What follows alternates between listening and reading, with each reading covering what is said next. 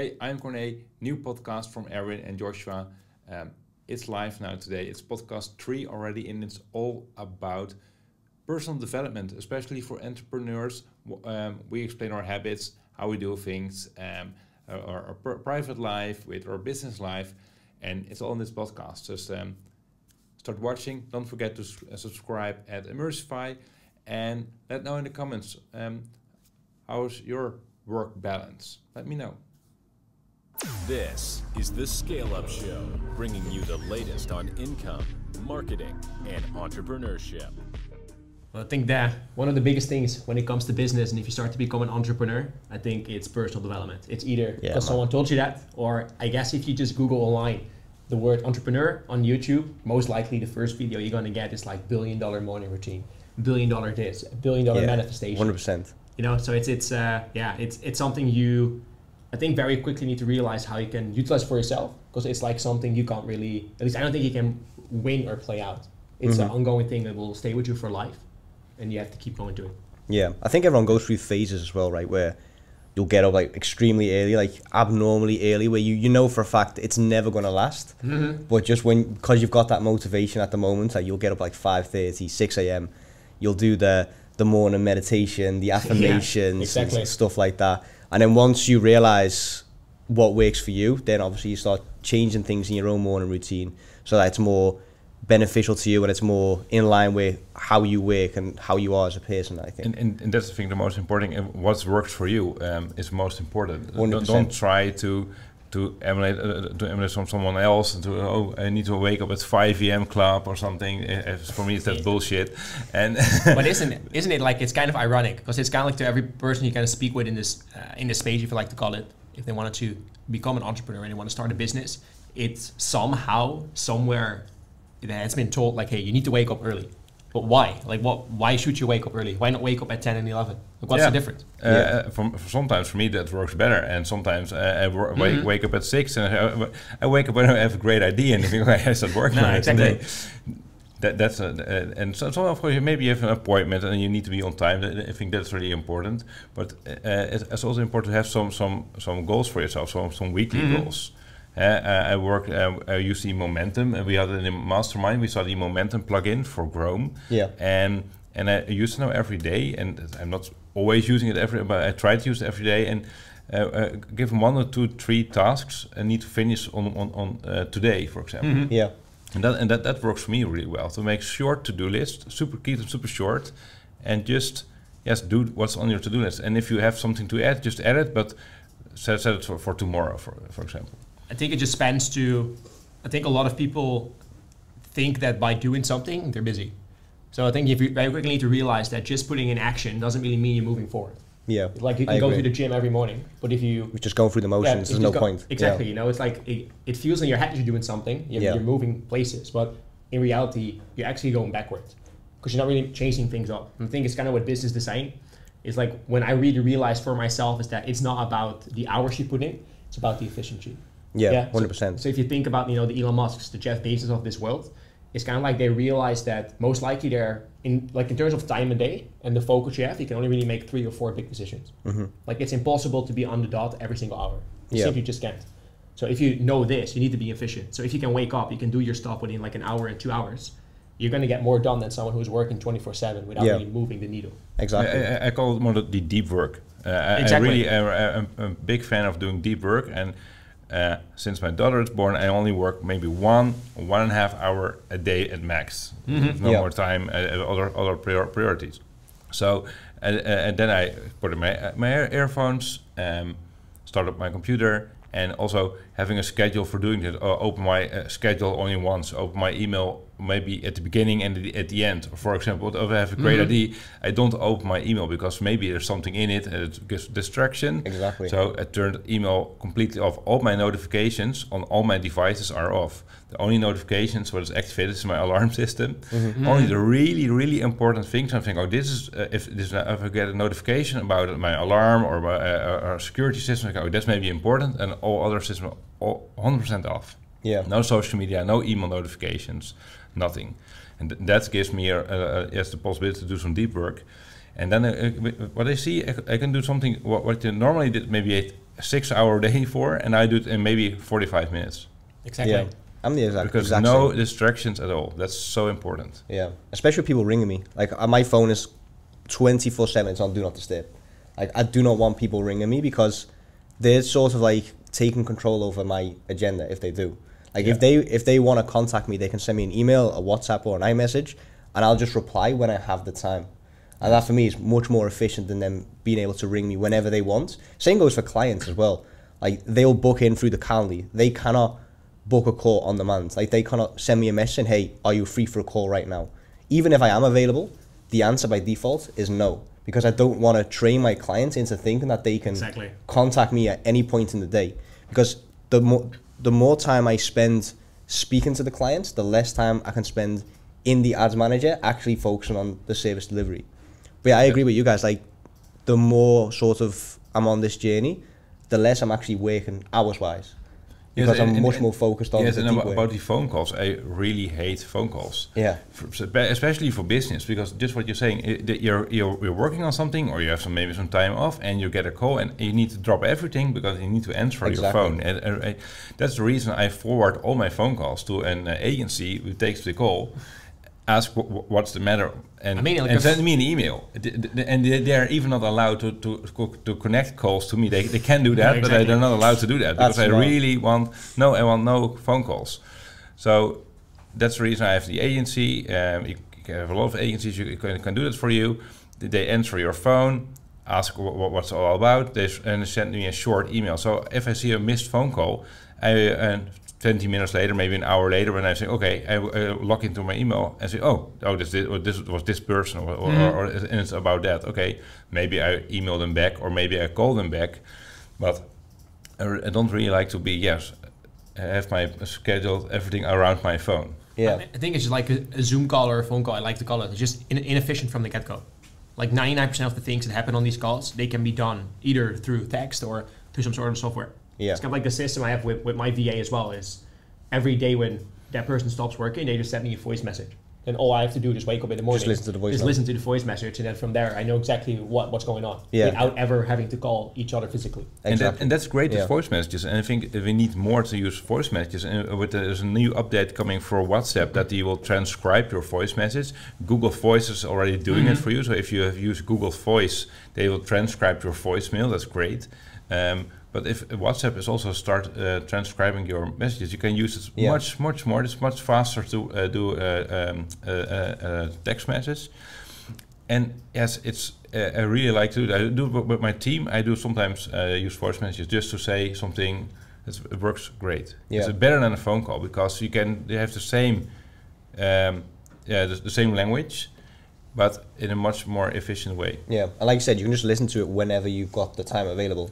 And faster. Yeah, I really like because you can speed it up. My speed time always 1.5 at least, or 2x. Sometimes faster. Depends on the person. It's actually gotten to the point now where if I'm in a conversation with someone in real life and there's no speed button, like you get really impatient. You're like, okay, come on, get to the point. What is it that you're trying to tell me? Yeah, man. But I think Slack's also now done that, right? Where you can transcribe the voice notes. Yeah, man. Absolute game changer. Yeah. It's funny because people outside of sort of the entrepreneurial space, they will not use the voice notes as much as we do.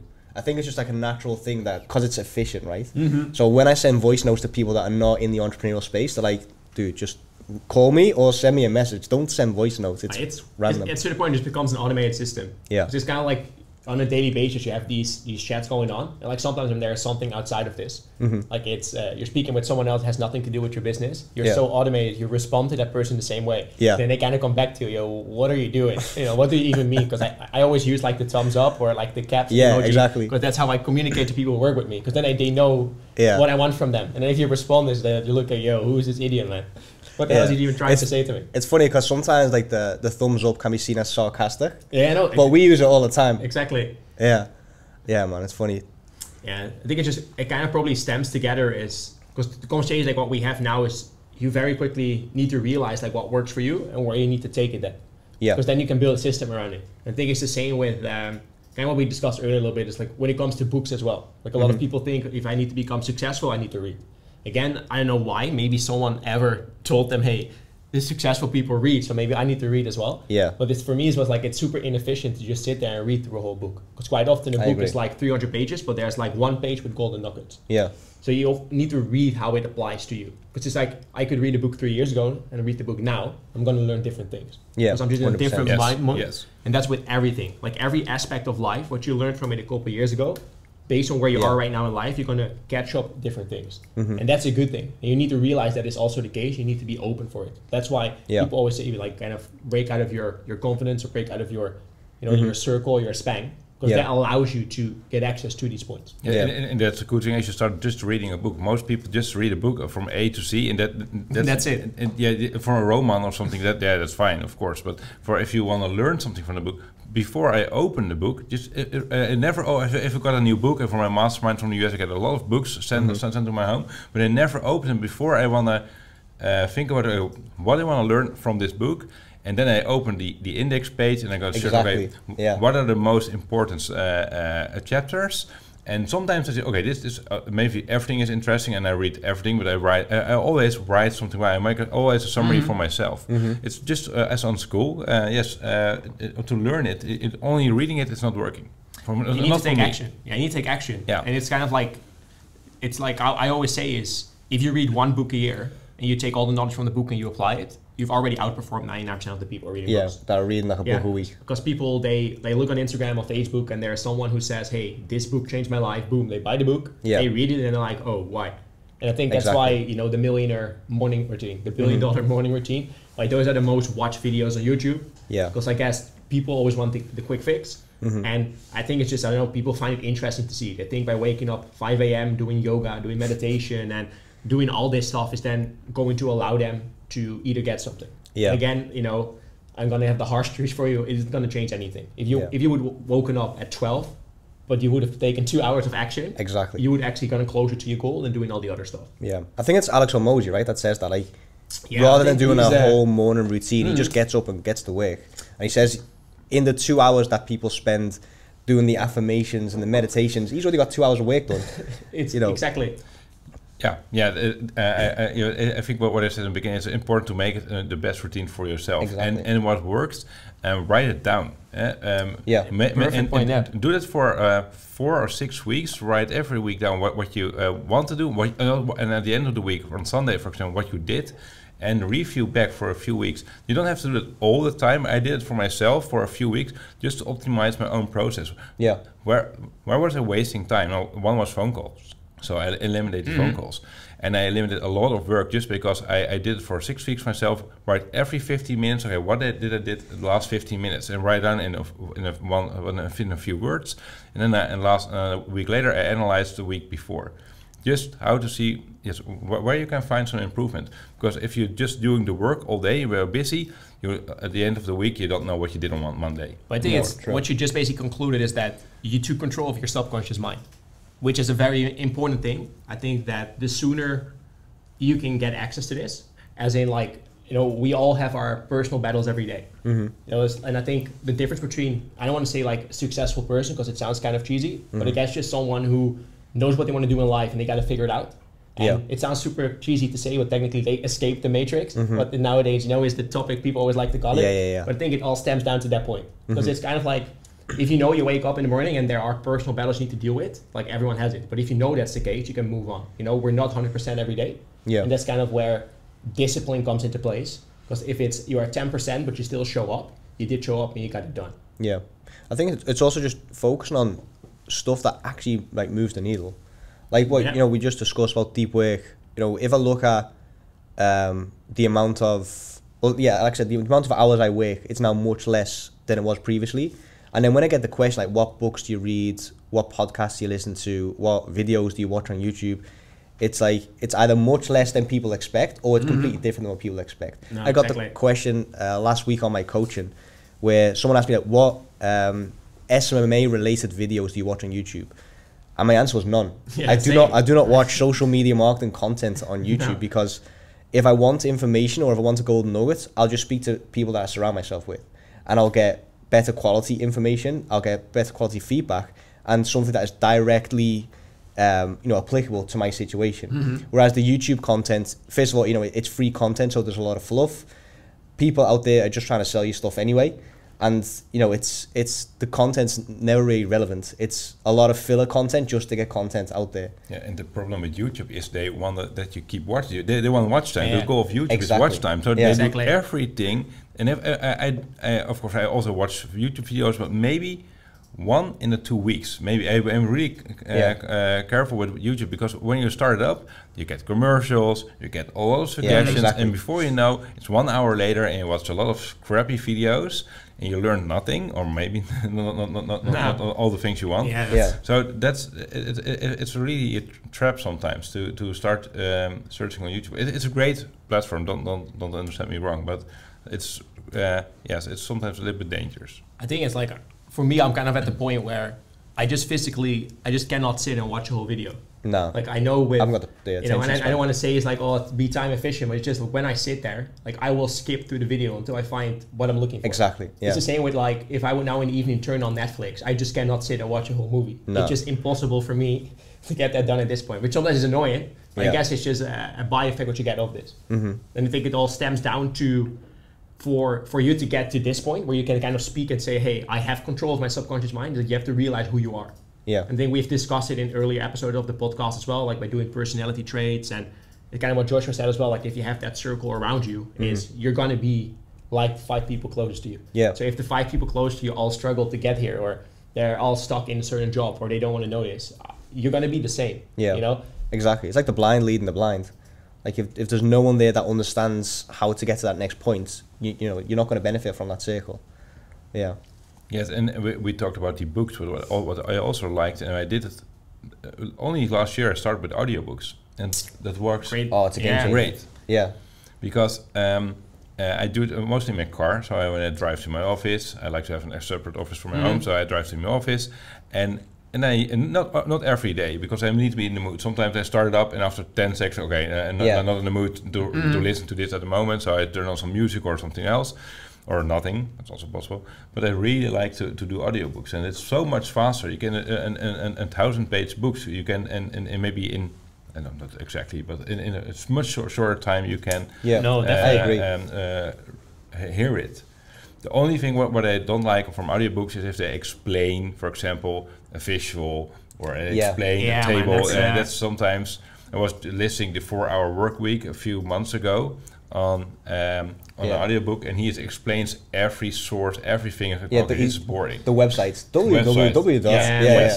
Goes too far, man. Yeah. But it's also far, it's a great way to, if you struggle to get through books or to get the information, it's like what I used to do like ages ago when I lived abroad and I started to get into this. I would just listen to the audiobook while physically also reading it. Yeah, I do the Because same. then while in your head you're reading the words, Yeah. in your brain you're also hearing the voices. You're getting the best of both worlds. And exactly, you can just combine them all together. Yeah, yeah. I think again that comes down to what works best for you.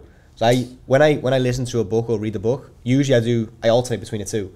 So on the morning walks, I'll do the audiobook version, and then when I'm back at home, I'll just carry on where I left off, like with the physical book. And then overnight time, when I want to switch the lights off, I'll carry on with the ebook just to get it in. Keep the circle roll. Yeah, exactly.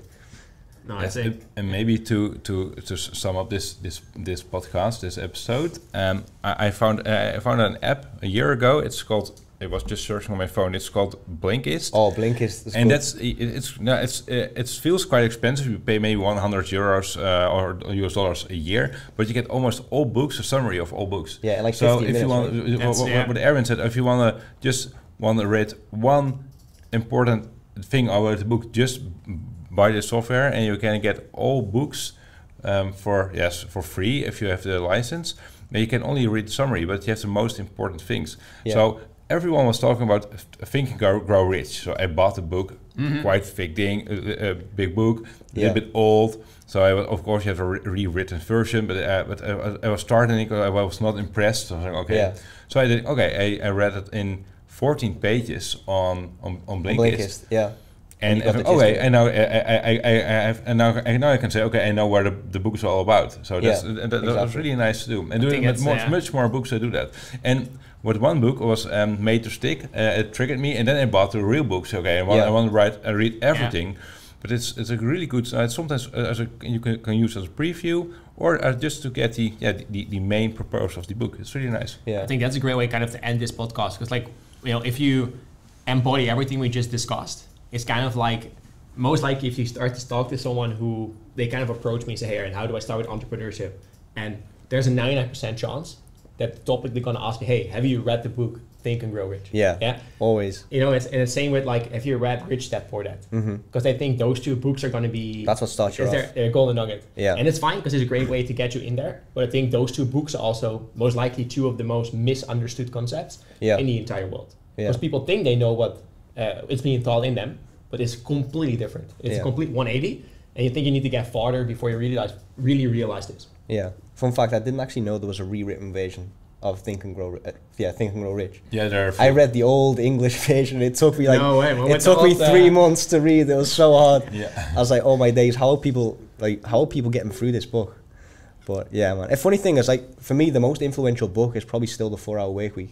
More than Rich Dad Poor Dad, more than Think and Grow Rich. Yes. Just the concepts. The book is from, 2007? But still, to this, if I'd read it now, it'd still be applicable to this day. And maybe that's a good subject for the next episode, because I have the 4 Hour Workweek at the moment. I have it, and I will explain next time. Hey, there we go. Hey, I think let's tune in on next week's episode, and we'll get into it straight away. Thank you for listening to this podcast. Let me know in the comments how your work-life balance is, what you learned from this podcast. Let us know and share it on social media. Take a screenshot of your favorite podcast app listening to our podcast, The Scale Up Show, and share it on socials. Don't forget to subscribe at immersify.com. It's free, and our next podcast will be live very soon. Thank you. See you soon.